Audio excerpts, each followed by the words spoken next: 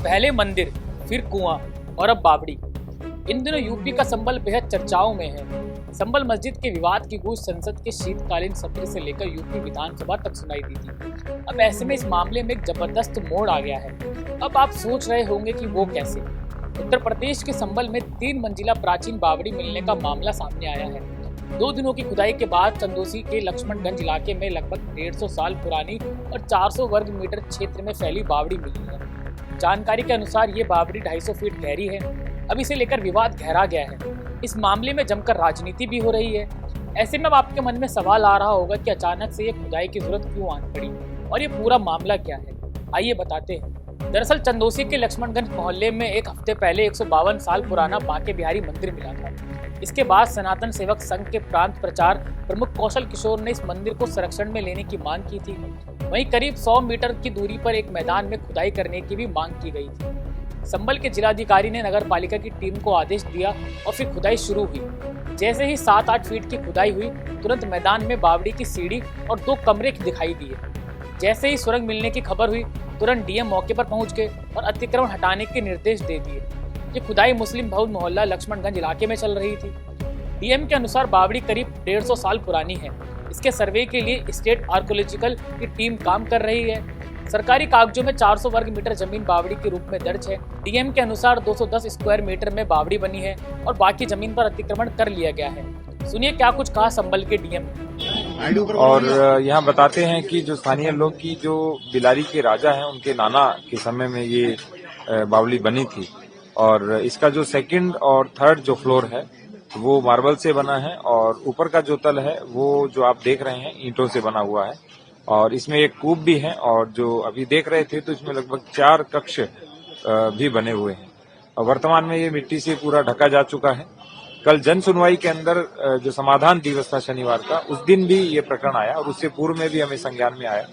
इसीलिए जो नगर पालिका की टीम है उससे जो ऊपर की मिट्टी है वो हटवा रहे हैं और धीरे धीरे मिट्टी निकाल रहे हैं ताकि इसके स्ट्रक्चर को किसी भी प्रकार की कोई हानि न हो। वर्तमान में 210 वर्ग मीटर एरिया ही इसका बैठ रहा है।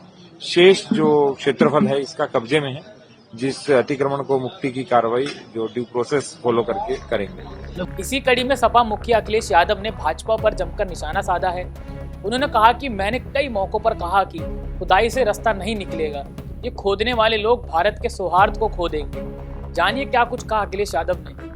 ये खोदने वाले लोग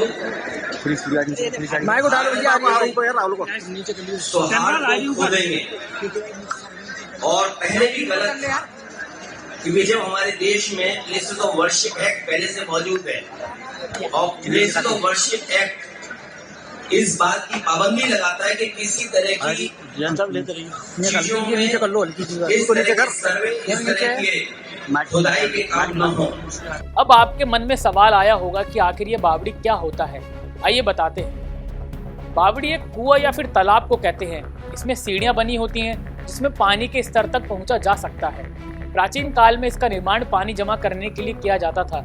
आज भी भारत के कई इलाकों में बावड़ियां पाई जाती हैं। इससे पहले उत्तर प्रदेश के संभल में 24 नवंबर को सैकड़ों साल पुरानी शाही जामा मस्जिद को लेकर विवाद देखने को मिला था। उसके बाद से संभल चर्चाओं का केंद्र बन गया है। इसी कड़ी में खग्गूसराय इलाके में 43 साल से बंद भस्म शंकर मंदिर मिला, फिर अब एक कुआं और अब लाखों साल पुरानी बावड़ी।